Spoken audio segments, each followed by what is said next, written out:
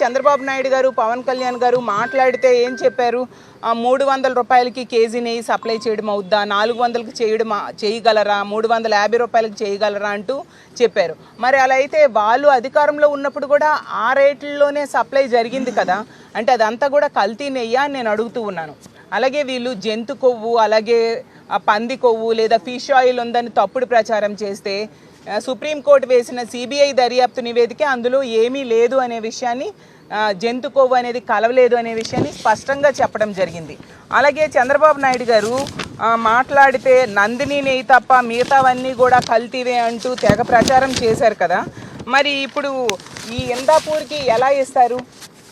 అలాగే తీసుకుంటే హార్పిక్లో కలిపే కెమికల్స్ కలిసాయి అని కూడా ప్రచారం చేసి ఆ లడ్డూ ప్రసాదం పవిత్రతని దెబ్బతీయడానికి ప్రయత్నించారు.